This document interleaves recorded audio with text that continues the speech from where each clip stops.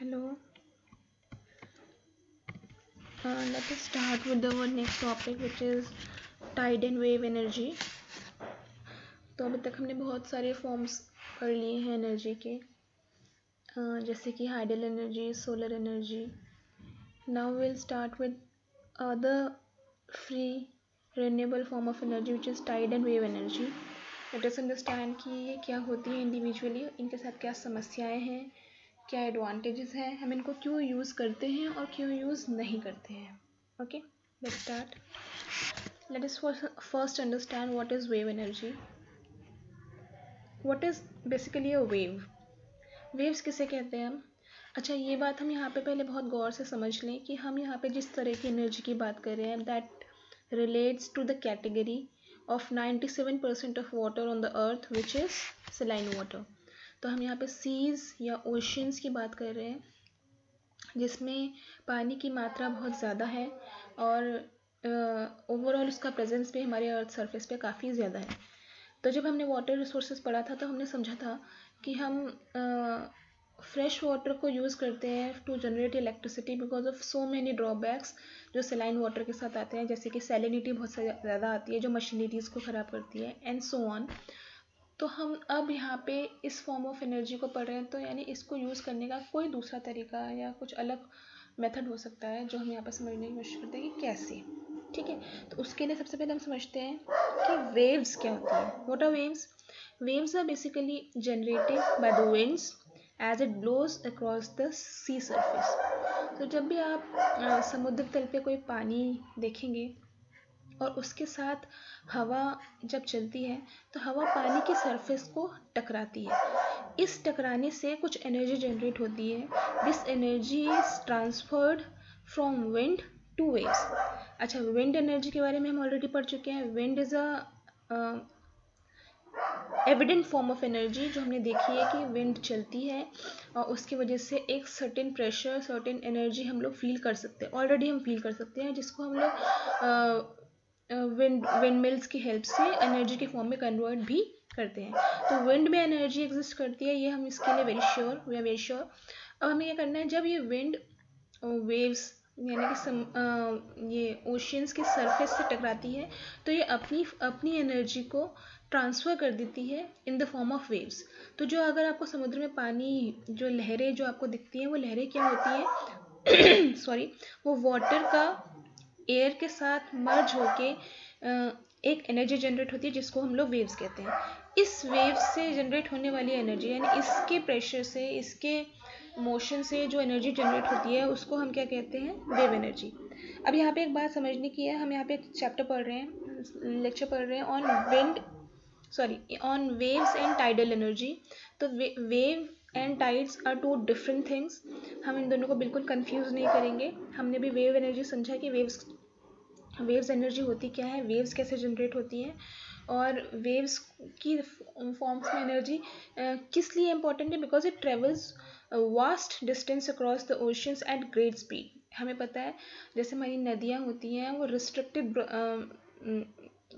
Sometimes उसका size जो होता है वो काफ़ी रिस्ट्रिक्टेड होता है compare to oceans and seas जिनका size length wise width wise बहुत ज़्यादा होता है. यानी उनके पास एक लार्जर स्पेस है to form large amount of energy. तो जब भी वेव्स ट्रैवल करती हैं तो उस लार्ज स्पेस को कवर करते हुए चलती हैं, यानी वो ज़्यादा डिस्टेंस कवर करती हैं, ज़्यादा स्पीड के साथ कवर करती है. इसका मतलब वो ज़्यादा एनर्जी जनरेट कर सकती है. और जितने ज़्यादा विंड या जितनी स्ट्रॉन्ग विंड आपके ओशियंस के अराउंड देखने को मिलेगी, जितनी सी सरफेस के पास देखने को मिलेगी, उतना ही ज़्यादा आपका उस एनर्जी का कंजम्पशन या प्रोडक्शन ज़्यादा हो पाएगा. यानी उतनी ही ज़्यादा समय तक वो एनर्जी वहाँ रहने की संभावनाएं होती हैं. ठीक है, this is basic introduction of waves energy. Now let us differentiate it with tidal energy. What is a tidal energy या व्हाट इज अ टाइड. सबसे पहले हम सेकेंड पॉइंट पे आते हैं. Tides are the waves caused due to gravitational pull of the moon and sun. तो tides और waves में क्या डिफरेंस है. वेव्स इज एक्चुअल वेव, हमने वेव्स क्या है कैसे फॉर्म होती समझ लिया. What are tides. जो वेव्स कुछ certain special kind of waves are your tides. तो ये टाइड्स कैसे जनरेट होती हैं? जब ये सन या मून एक ग्रेविटेशनल पुल क्रिएट करता है between the surface of the ocean and that the particular body, तो एक सर्टेन वास्ट एनर्जी जनरेट होती है जिसको हम लोग टाइड के फॉर्म में रेफर करते हैं। ये टाइड्स जो होती है आपको एक सर्टेन इंटरवल के बाद, एक पीरियोडिक टाइम इंटरवल के बाद आपको देखने के लिए मिलती हैं। जो ओशियंस या जो भी सलाइन वाटर जो हम जिसके ऊपर काम कर रहे हैं उसके लेवल में आपको अराउंड 2 बार आपको किसी एक लूनर डे में देखने को मिलेगी। ठीक है, क्योंकि आप 2 बार से मतलब क्या होता है, एक बार सन की वजह से, एक बार एक कंप्लीट रोटेशन की वजह से, एक बार सन की वजह से, एक बार मून की वजह से आपको इस टाइड को 2 बार देखने को मिल सकता है। ठीक है, तो टाइडल एनर्जी क्या होती है? It is a form of hydro power which converts the energy of tide into the useful form of power mainly in electricity. Very simple. तो ये tides का formation clear है ना? Tides, tidal energy क्या होती है? यही energy जो हम इसी टाइड से जनरेट होने वाली एनर्जी को जब हम प्रॉपर यूटिलाइज करते हैं, सही चैनल के थ्रू डाइवर्ट करते हैं, तो एक टाइडल एनर्जी क्रिएट होती है which is useful for production of electricity. हम हाइडल एनर्जी पढ़ चुके हैं, यानी हाइड्रो पावर प्लांट्स कैसे फंक्शन करते हैं पढ़ चुके हैं।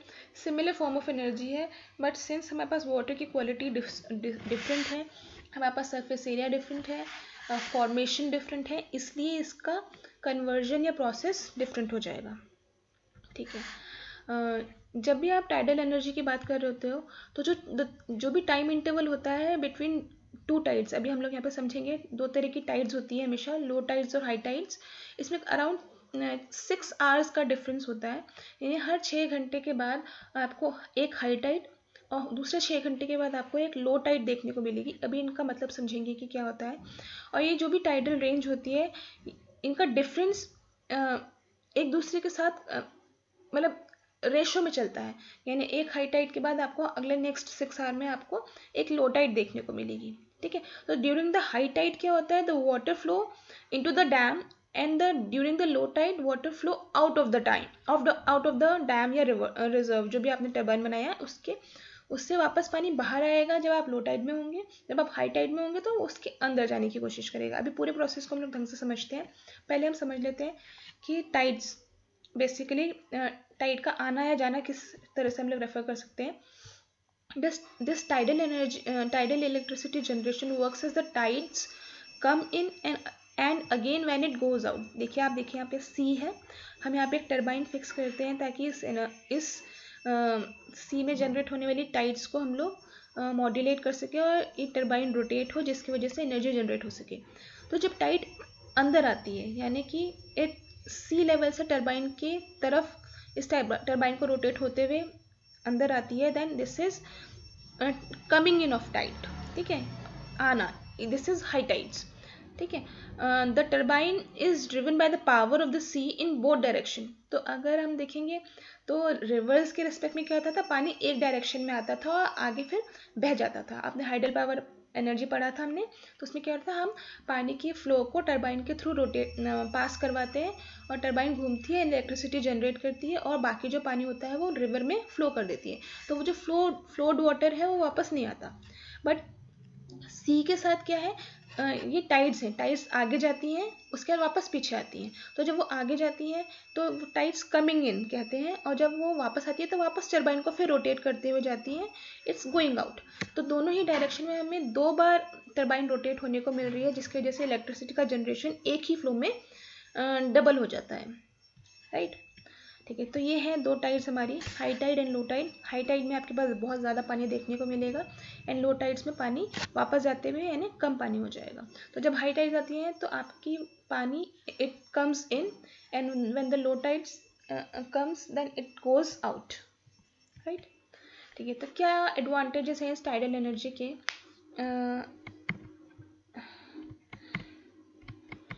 ठीक है, क्या एडवांटेजेस है? First, it is an inexhaustible source of energy. Inexhaustible मतलब ख़त्म ना होने वाला।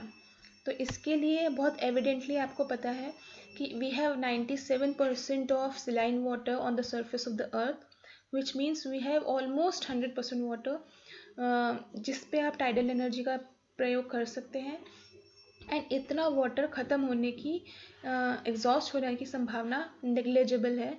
तो इस सोर्स को हम लोग बहुत वास्ट फॉर्म में यूज़ कर सकते हैं। ठीक है, tidal energy is environmental friendly energy and it doesn't produce green house gases. तो हमने और फॉर्म्स ऑफ एनर्जी में पढ़ा था कि हम किसी फॉर्म ऑफ एनर्जी में जनरेशन करते हैं तो कुछ अपने बाय प्रोडक्ट्स किसी फॉर्म के वेस्ट जनरेट करते हैं जो किसी न किसी फॉर्म के पोल्यूशन को बिल्ड करने में हेल्प करते हैं। मेरा जब आप टाइडल एनर्जी की बात कर रहे होते हो तो इसके बाय प्रोडक्ट्स होने की संभावनाएं बिल्कुल नेग्लेजिबल हो जाती हैं, और specially with respect to environment and green harmful gases green house gases, उनका प्रोडक्शन नील या नेग्लेजिबल हो जाता है। Okay, next is around 71% of Earth's surface is covered by water. There is scope to generate this energy on large scale. ये हमारा land का division है जो भी हम ऑलरेडी पढ़ चुके हैं कि हमारे अर्थ पे 70% around water and 30% we have land. तो 70% आपके पास रिसोर्सेज है जिसमें से भी 97% आपके पास सलाइन वाटर है जिसको आप इसके लिए यूज़ कर सकते हो। This is a vast form of free renewable energy which is available with us so that we can use it. Okay, next is efficiency of tidal power is far greater as compared to other forms of energy which can be non-renewable sources, which can be renewable sources such as coal energy से भी ज़्यादा production हो सकता है, solar energy से, wind energy से भी ज़्यादा प्रोडक्शन हो सकता है, एंड इसकी एफिशिएंसी इन सब से कंपेयर की जाए तो अराउंड 80% ज़्यादा एफिशिएंट है इस तरह के एनर्जी सोर्सेज और सोर्सेज के और फॉर्म्स ऑफ एनर्जी के कंपैरिजन में। ठीक है, next is the tidal energy doesn't require any kind of fuel to run. कोई फ्यूल की ज़रूरत नहीं है हमें एक बेसिक सेटअप करना है, and each lunar day we have around 2 times the production of energy because of low tides and high tides. So इसके लिए without any fuel, without any major cost, we can generate this forms of energy. ठीक है, the life of tidal energy power plant is very long. तो जब आप इस तरह के प्लांट्स को बनाते हो या इसके ऊपर काम करते हो तो इसकी बेसिक लाइफ स्पैन और फॉर्म्स ऑफ एनर्जी से ज़्यादा है। यानी कि जब हम स्पेसिफिकली थर्मल पावर प्लांट की बात करें तो रेगुलर मेंटेनेंस रिक्वायर्ड है और बहुत प्रिकॉशंस और केयर चाहिए होता है उस तरह के एनर्जी के प्रोड्यूस करने के लिए। वेरेज इस तरह के एनर्जी प्रोडक्शन में बहुत नेग्लिजिबल कहीं तो इम्पोर्टेंस देने की ज़रूरत होती है, इजी गोइंग प्रोसेस होता है और प्लांट को बहुत ज़्यादा डिफ़िकल्टीज फेस नहीं करनी पड़ती है। ठीक है, तो ये कुछ एडवांटेज थे। Now let's come up with disadvantages. क्या डिसएडवांटेजेस हो सकते हैं इस तरह के स्ट्रक्चर के? सबसे पहली चीज़ is cost of construction of tidal power plant. तो हमने कॉस्ट के एस्पेक्ट में समझ लिया है कि cost maintenance cost is nil or very low, but the basic या first installation cost like hydel power plant is large. तो सबसे पहले इस तरह के प्लांट को इंस्टॉल कहाँ करना है, कैसे करना है, the whole process and the basic या initial installation process is comparatively difficult and costly. Okay, then there are very few ideal conditions या locations for construction of plant and they are localized or coastal regions only.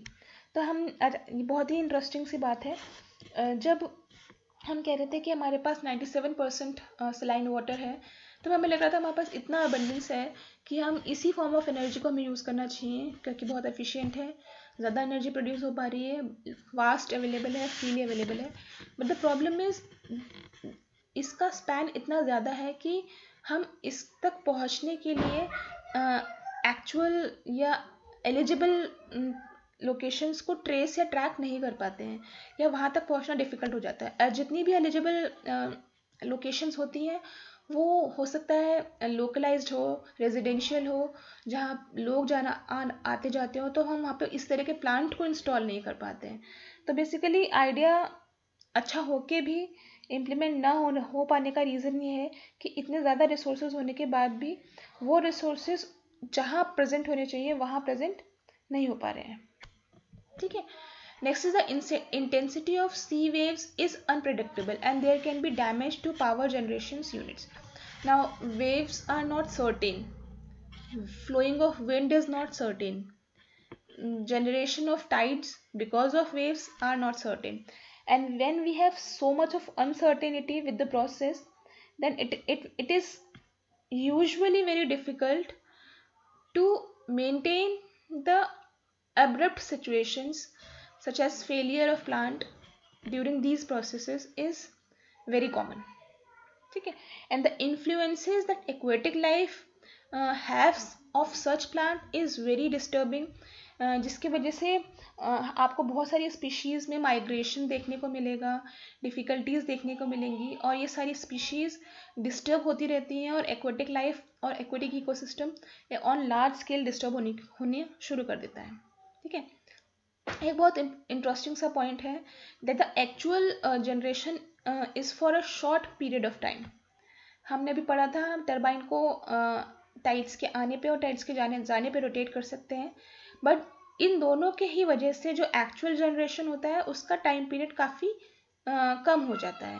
And the reason is the tides only happen twice a day, so the electricity can be produce only that particular time. तो 6 घंटे में एक बार ही electricity का production हो पाता है, although उस समय 2 बार हो पाएगा, बट टाइड्स जो है वो थ्रू आउट द डे तो है नहीं, वो दिन में सिर्फ 2 बार या हर 6 आवर्स में सिर्फ 2 बार जनरेट हो पा रही है, जिसके वजह से एनर्जी का प्रोडक्शन ज़्यादा होगा बट सिर्फ दिन में 2 बार होगा. तो इसके वजह से एक्चुअल प्रोडक्शन बहुत कम हो जाता है which is not very feasible. ठीक है. And the usually the places where the tidal energy is produced are far away from the places where it is consumed. तो जहाँ ये एनर्जी प्रोड्यूस होती है, देखिए क्या था, जहाँ पे भी लोकलाइज्ड एरिया होगा, जहाँ भी लोकल रीजन्स होंगे, वहाँ पे आप इस प्लांट को स्टैब्लिश कर नहीं सकते क्योंकि वहाँ पे लोकल पीपल हैं, रेजिडेंसेस हैं, वहाँ पे हम ये प्लांट स्टैब्लिश नहीं कर सकते. हमें सोलेटरी में ये प्लांट स्टैब्लिश करना पड़ेगा जहाँ पे आबादी ना हो, जहाँ पे कम लोग रहते हो या फिर लोग ना रहते हो, वहाँ पे हम प्लांट को स्टैब्लिश करेंगे. बट प्लांट वहाँ पे स्टैब्लिश होगा तो एक्चुअल जहाँ पे उसका यूटिलाइजेशन होना है वो प्लेस उससे बहुत दूर होगी, तो ट्रांसमिशन की वजह से इसकी कॉस्ट बढ़ जाती है. तो इस तरह के एनर्जी प्रोडक्शन में कम एनर्जी जनरेट होने के साथ साथ ट्रांसमिशन कॉस्ट बढ़ा के एनर्जी का रेट कंपैरेटिवली बहुत ज़्यादा हो जाता है. ठीक है. ये कुछ मेजर टाइडल पावर प्लांट्स हैं जो थ्रू आउट द इंडिया हम देखने को मिल सकता है हमें. ठीक है. इनमें से most popular one is Shiva lake tidal power plant which is in south Korea. Then we have a tidal power plant in France. Then the next plant that we have in Canada, China and Russia. अगर आप notice करेंगे यहाँ India का नाम नहीं है. The reason is we don't have appropriate locations with us to establish a plant for electricity generation in India specifically. ठीक है. अब हम क्या फ्यूचर एक्सपेक्ट कर सकते हैं टाइडल एनर्जी से. In a society with increasing needs of energy, it is becoming more and more important to have alternative sources. But जितना टाइडल एनर्जी का डिमांड बढ़ रहा है, जितना इसका अंडरस्टैंडिंग या यूटिलाइजेशन ज़्यादा समझ में आ रहा है, तो उसकी कैपेसिटी के अकॉर्डिंग हमें अप्रोप्रिएट लोकेशंस ट्रेस करनी होंगी, उनको ट्रैक करना होगा और इसका एफिशिएंट यूटिलाइजेशन कैसे हो सकता है उस पर विचार करके इसको यूटिलाइज करना स्टार्ट करना होगा. This can be the future that the tidal energy can have. Okay, this was it. I hope clear हुआ होगा. कोई प्रॉब्लम हो तो आप पूछें. Thank you.